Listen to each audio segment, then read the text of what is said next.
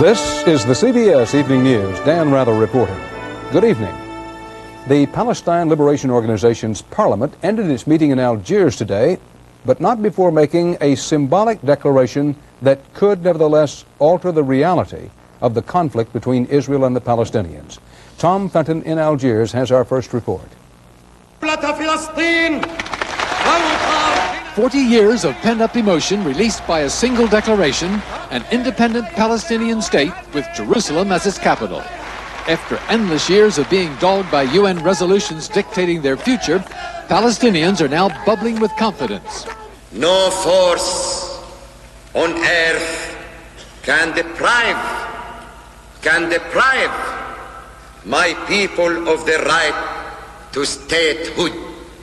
We can say, yes, we have a state. We are Palestinians, and the state is in the West Bank and Gaza. I mean, it's very spiritually uplifting. And to underline all this, Arafat was playing statesman this afternoon in Algiers. He laid the first stone of the first Palestinian embassy in the first country to recognize his independent Palestinian state. But in reality, the declaration was more psychological than real. The situation of Palestinians today is little different from what it was yesterday. It does remove one of the obstacles to Middle East peace talks, the PLO's refusal to talk to the Israelis, but leaves the other obstacle firmly in place, Israel's refusal to talk to the PLO. In the final analysis, the Palestinians have made this declaration of independence for themselves. Although it's partly a public relations exercise aimed at world opinion, it's mainly intended to encourage the young Palestinians who've been leading the uprising in the occupied territories for almost a year now. Tom Fenton, CBS News, Algiers. It had all the trappings of an Independence Day anywhere else, confetti and flags and the sonorous sounding of drums. They were celebrating, these villagers, the declaration in the far-off capital of Algiers. But people in the territories knew they had brought it about through 11 months of stones. They were celebrating themselves. They have been injected with new blood, new life, with which to continue with the uprising until we achieve our freedom. From before dawn this morning, troops sealed off the occupied territories, blocking every road, every lane between Israel and the West Bank, unconsciously and ironically defining possible borders for the new state declared in Algiers. The entire Israeli government was attending a memorial service for David Ben-Gurion, the architect of Israeli independence. Prime Minister Shamir dismissed the declaration as one more step in the war of terrorists against Israel. For once, the whole cabinet was behind him. I don't believe it's realistic enough to change the situation. The situation on the ground hadn't changed at all, of course. There were more troops on the West Bank and Gaza today than at any time since the territories were captured in the '67 war. With all their manpower and materiel, the Israelis were firmly in control. The only thing they did not have is a solution. They are really worried because they also now must face reality. It is so difficult for the Israelis to face reality because they want to believe that there is no Palestinian people. What started as a bunch of unruly kids less than a year ago, today displayed the discipline, the coherence, the consciousness of a national movement. The lives of people on the West Bank will not change because of Algiers. Their minds have been changed already. Bob Simon, CBS News, on the West Bank. In Washington, the State Department rejected the Palestinian Independence Declaration, saying only negotiations can actually settle the issue. The President and President-elect gave higher marks to the whole package of PLO initiatives. That overall package includes support of the UN resolution that implicitly recognizes Israel's right to exist. Wyatt Andrews reports. In Washington, the PLO statement impressed both President Reagan and the man who will inherit the Middle East stalemate in just 2 months. Well, it does represent a change from their previous attitude. If indeed there is specific recognition of Security Council Resolution 242, that would be a very important step forward. But what is Arafat up to? Most experts give him credit for a skillful piece of maneuvering that makes the PLO look more moderate, but which stops short of actually recognizing Israel. I think Arafat is really here trying to drive a wedge in this Israeli-American relation. He's trying to speak to America without speaking to Israel. If that's true, Arafat has already been at least a partial success. He is already forcing a new debate, Dan, not just among diplomats, but also in the American Jewish community about just how much of a concession the PLO may have just made. Wyatt, hasn't the United States' objection always been that implied recognition of Israel is not enough if the PLO wants to talk to the U.S. and Israel? Right, Dan, it's not enough. I mean, the ban on talking to the PLO will continue, but keep in mind that everybody on both sides politically understands what's going on here. Arafat can't just up and recognize Israel because that would give up all of the diplomatic leverage he has left. The U.S., for its part, can't publicly endorse this proposal, the PLO statement, too much because it has to hold out for a full recognition of Israel. The PLO, in any event, is going to get a lot of public relations points out of this, everyone acknowledges, because they have signaled a new moderation. Wyatt Andrews, thanks. And still to come on tonight's CBS Evening News, Ray Brady on some help for a small-town bank that ran dry. Don't run dry. And Rita Braver on theories, they're only theories, that the mob could have had a part in the assassination of President Kennedy, part of our series 25 years later.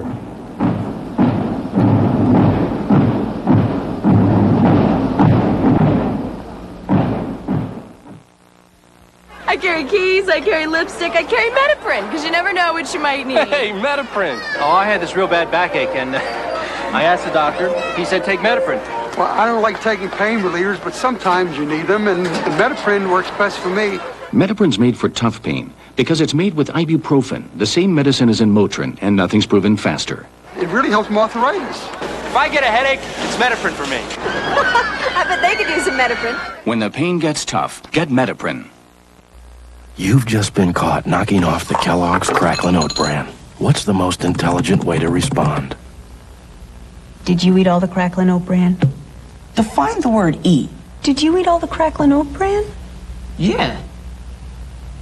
Did you eat all the Cracklin' Oat Bran? Yo, Mom, your shoelace. With the crunchy sweet taste of Kellogg's Cracklin' Oat Bran, an open box is an empty box. You should have seen this Whirlpool cooktop a little while ago. My husband made chili all over. But with this smooth ceramic surface, it was so easy to clean. Heck, the way my Whirlpool appliances clean up, I feel just like June Cleaver. I need home cooking. Okay, try Swanson's homestyle lasagna entree. Spicy tomato sauce, 3 layers of pasta, choice beef and cottage, ricotta, and mozzarella cheeses. Can we see a replay on that? Soviet President Mikhail Gorbachev's overseas initiative was firmed up and widened today. He leaves this week for India, arrives in New York City December 6th to address the United Nations. That'd be on Pearl Harbor Day, December 7th. Then to Cuba to see Fidel Castro, and on to Britain to visit Prime Minister Thatcher. On Gorbachev's American visit, he is to meet with both President Reagan and President-elect Bush. The Vice President concluded his Florida vacation this morning and later in Washington met with the first foreign leader since the election, Chancellor Kohl of West Germany. Tomorrow, Mr. Bush confers with Britain's Prime Minister Thatcher.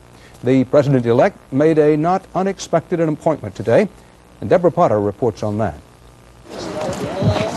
In another move meant to signal stability in economic policy, President-elect Bush chose to keep Nicholas Brady as Secretary of the Treasury. He will be the chief economic spokesman for my administration, and he knows we've got to sit down with the Congress and hammer out a budget deficit reduction agreement, and that we have to do it soon. I'll do my best to help the President-elect serve the people and to build on this, the longest economic recovery in the history of this country. Brady's selection, following the choice of former Treasury Secretary James Baker as Secretary of State, was clearly aimed at reassuring jittery financial markets, which tumbled last week amid concerns about the deficit. I hope it, to the degree they need calming, it will have that effect. They have a team that is going to inspire confidence and that is going to look politically strong. The major question, though, is what are they going to do? Another open question, who will be chief of staff in the Bush White House? The main rivals, longtime Bush aide Craig Fuller and New Hampshire Governor John Sununu, who helped save the Bush candidacy during the primaries. In what seemed to be a sign, the president-elect and Sununu flew to Washington together today, but there was no announcement. He will talk specifics in about a week or so. Do you have an interest in the chief of staff job? I'll do whatever he needs. While appointing a hardliner like Sununu would please Republican conservatives, sources say he might have serious problems dealing with the Democratic Congress, a major drawback for a chief of staff. Deborah Potter, CBS News, Washington. Pain and lingering shock tonight in a tiny town in Texas. Banks are failing at a stunning rate all across the country. 182 banks have failed so far this year, compared to the record 184 for all of 1987. CBS News business correspondent Ray Brady reports how the failure of just one bank means the loss of something more than money. Whiskey River, take my mind. Normally, Willie Nelson gets thousands of dollars for a night's work. But tonight, no fee, he's playing a benefit for Leroy, Texas. A town now as flat as the plains of central Texas because its bank went under, with no insurance on its depositors' money. Wilma Aldis lost more than $30,000. How would you like it if you have your life savings in the bank and now all of a sudden it's wiped out? You don't have nothing. Nobody is sure why the bank went under. The owners are not talking. But altogether, nearly $6 million was lost. A crushing blow to a 3-block town of just 253 people, many of them over 65, living on Social Security. How could all this happen? Through a loophole in the law that has now been closed. This was one of just 5 Texas banks not regulated by the state, and it did not have to carry insurance on its depositors' money. Just seeing the deserted bank hurts. Back memories, kind of don't want to remember. I can't get that money back. I can't get out and work anymore. I especially am sorry that I've lost faith in some people that I had trusted. Losing faith hurts a lot. Faith and trust. The bank had been here since 1907. Checking accounts were kept by name, not number. When bank examiners closed it, the shock was felt all over Central Texas. I was visiting up in Abbott, my hometown, and my barber up there told me about it. If you got the money, honey, I've got the time, and we'll go honky-tonk. So they listened to Willie Nelson, numb, still shocked by their twin loss of money and faith. And they wonder whatever happened to the days when banks were rock solid. Ray Brady, CBS News, Leroy, Texas.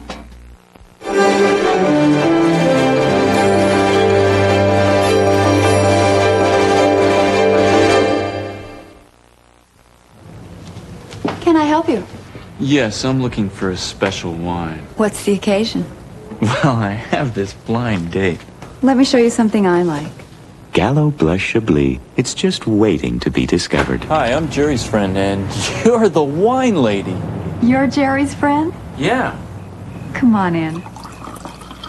So did I get the right wine? Perfect.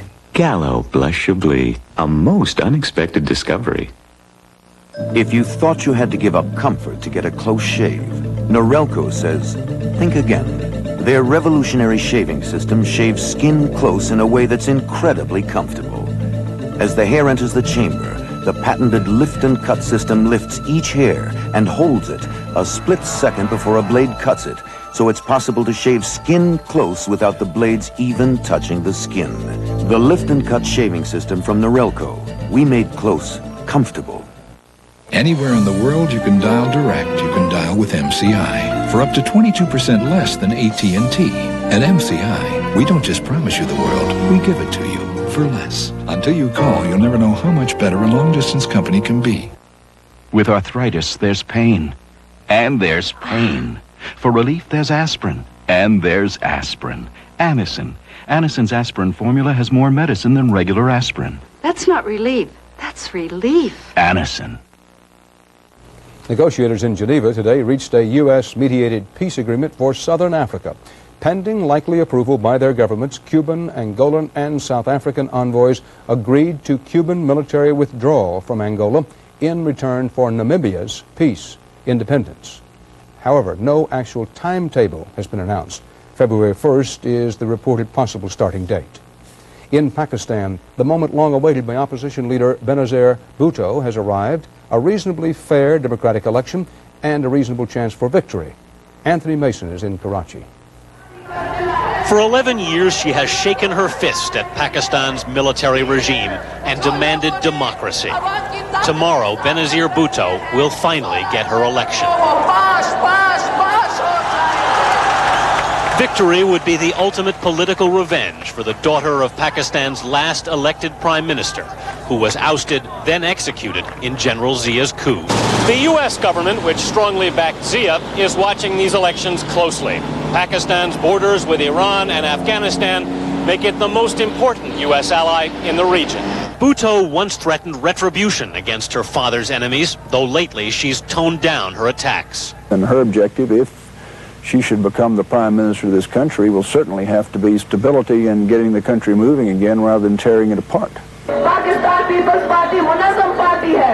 Her voice has been strained during weeks of campaign rallies that have often run till 5 in the morning. Outside the cities, people wait for hours by the roadside just to catch a glimpse of Bhutto's daughter. And I feel a strength when I look out. I just feel a strength when I see all the people there, when I see the faces, when I see the hope. 9 smaller parties have hurriedly formed an alliance to stop her. Their leader, Nawaz Sharif, a former Zia crony, makes clear there can be no compromise with Bhutto. I have never met her. I have never spoken to her. Do you believe that that you could lose in a fair election? No. I think we'll win even an unfair election. Let me put it that way to you. None of the parties is expected to accept defeat gracefully. Soldiers are already in the streets to ensure an honest election. But as Ms. Bhutto knows, if the army isn't happy with the outcome, it's more than able to change the result. Anthony Mason, CBS News, Karachi. In a sight reminiscent to American television viewers, a familiar-looking space shuttle glided to what is said to have been a flawless landing this morning, but this was a Soviet vehicle returning from its first mission of 3.5 hours. Other differences: there was no crew aboard, the landing was accomplished by remote control, and it was not shown to the public on live television. My folks just left. Thank you. When a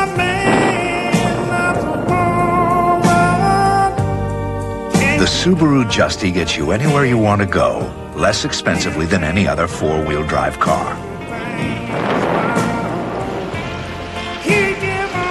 Mr. Potts, you're home. Of course. What brings you out on a night like this, James? Up to $1,000 cash back from Subaru means a great deal on a great car. The new Remington Electroblade vibrating blade system has been an amazing success for those who prefer shaving with a blade. Electroblade's high-speed motor and vibrating twin blades glide so easily, you'll get the closest, smoothest, most comfortable blade shave you've ever imagined. If you don't, I'll give you your money back. Safe, immersible, and cordless. The new Remington Electroblade vibrating blade system. A blade shave like you've never imagined, or your money back. This hammer is twice as strong as this hammer. Tums EX is twice as strong as Rolaids, so Tums neutralizes twice the stomach acid. Tums EX, twice as strong as Rolaids. The product, the proving grounds, the results. STP gas treatment is the edge. Murder or mercy killing? Juries these days are increasingly asked to decide such cases. But the circumstances under review by a Florida jury seem particularly complicated. Victoria Corderi explains why. In a St. Petersburg courtroom, a man everyone knows did not kill his wife is on trial for her murder. The man who did do it took the stand today. I put my hand over finger, over her mouth, and over her nose. And why did you do that? Well, to make sure that she was deceased. It is the bizarre case of Patricia Rozier, a woman who wanted to die with dignity and who allowed television to document her struggles with cancer. Months after she passed away in 1986, her husband Peter revealed that he helped his wife take her own life after the overdose of sleeping pills she took didn't kill her. She went into a coma, a rather deep coma, and the coma lightened a bit, and I administered something to her to terminate her life. Rozier, a pathologist, gave his wife a double dose of morphine, Now he is on trial for what the state calls murder, the defense calls mercy. She didn't decide to die. That God decided. She decided when to die. And that's what she sought the assistance of her husband for. But Patricia Rozier didn't die from the morphine either. Her stepfather, Vincent Delman, smothered her when he realized the drugs weren't working. Delman admitted this after the state gave him immunity. The decision you made in the bedroom was your decision and your decision alone. Yes. Neither side disputes that Patricia Rozier and her family planned her death that night, but the state still views it as a murder case. The evidence will show that this was not done to relieve any pain. The evidence will show this was done to kill her. The jury is not expected to decide Peter Rozier's fate for several weeks. In the past, Florida juries have shown little sympathy for mercy killings. Victoria Corderi, CBS News, St. Petersburg.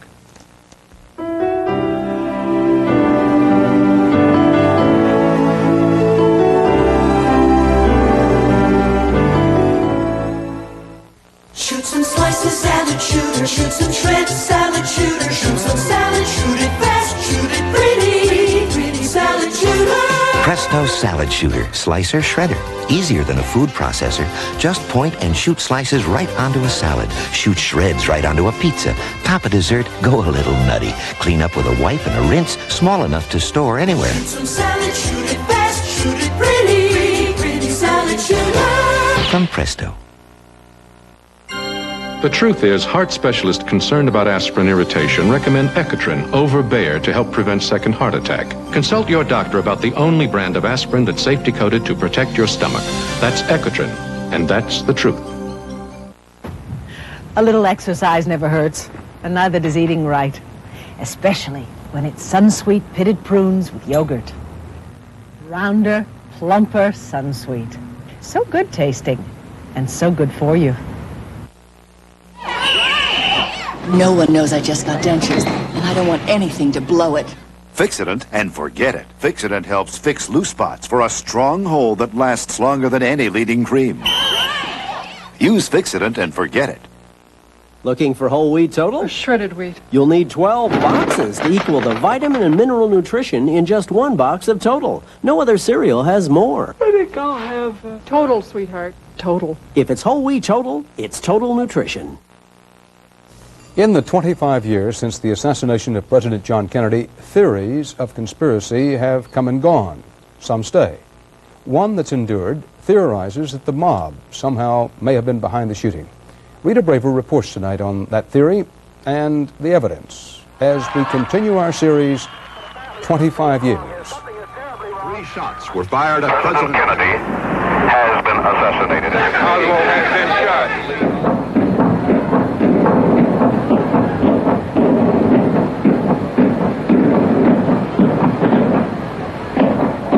Was the assassination of John F. Kennedy a mafia hit? I really don't know what the situation is about. Nobody. The Warren Commission found that Lee Harvey Oswald, an unstable, oddball character, acted alone and was then killed by Jack Ruby, another unstable, oddball character who acted alone.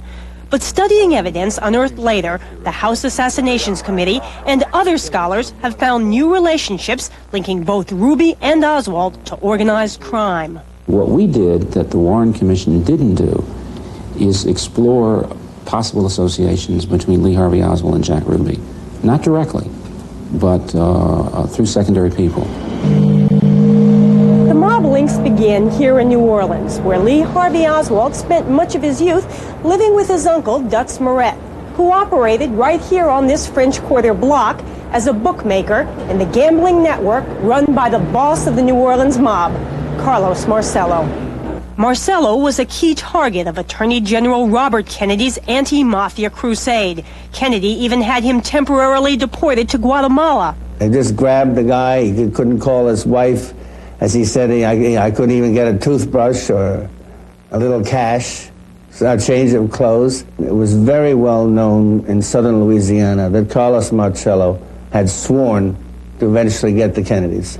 And during a meeting at Marcello's fishing camp outside New Orleans, the mobster was quite specific, according to a former private investigator who says he got to know Marcello while working undercover. And he said to me, what you do is you cut off the head of the dog and then the tail dies. And I had instant recognition on that sentence. What did you think it meant? I think it meant you killed the president and Bobby is taken care of. Even back when he was a Senate investigator, Robert Kennedy had given mobsters other reasons to hate the family. Will you tell us anything about any of your operations, or just giggle every time I ask you a question? Declined to answer because I honestly believe my answer might tend to incriminate. I thought only little girls giggled, Mr. Giancana. Chicago mobster Sam Giancana. The same Sam Giancana who was close to John Kennedy's mistress, Judith Exner. She now claims she set up a meeting between Giancana and the president-to-be at Kennedy's request. And I asked him why, and he said he thought he could help him with the election. And I proceeded to do so. She says later Giancana joked about delivering Chicago votes for Kennedy. He used to make sarcastic remarks to me that your boyfriend wouldn't be president if it wasn't for me. So according to mob theorists, the mafia felt double-crossed by Robert Kennedy's vendetta. And the theory goes Mafia Chief Marcello recruited the nephew of one of his bookies as the assassin, Lee Oswald, using as a go-between David Ferry, a shady New Orleans type who died mysteriously in 1967. As for Jack Ruby's ties to the mob, they allegedly went back to his boyhood in Chicago and continued in Dallas. The bar he ran was part of a circuit with B-girls, prostitutes, and what have you. The place he got his girls from immediately was the show bar in Louisiana, connected to Carlos Marcello. If mobsters did recruit Jack Ruby, they came to the right man.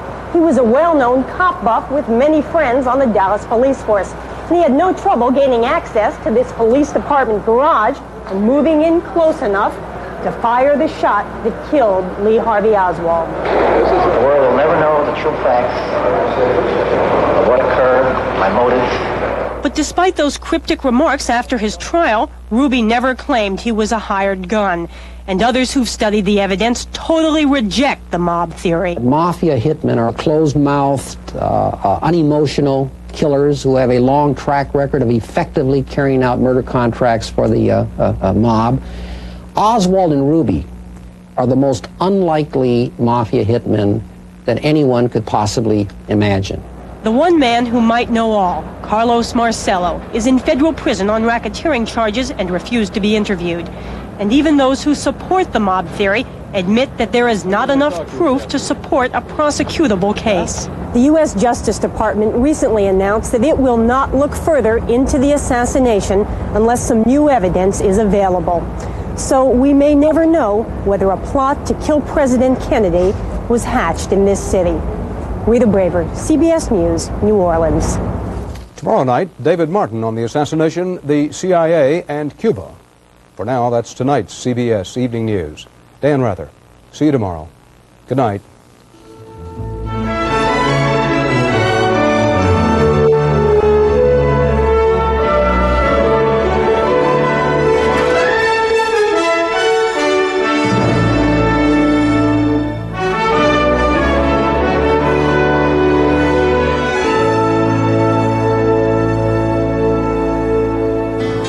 I'm Harry Smith. And I'm Kathleen Sullivan. Tomorrow, how to provide financial security for aging parents. Also, Ivana Trump and Meryl Streep on CBS This Morning.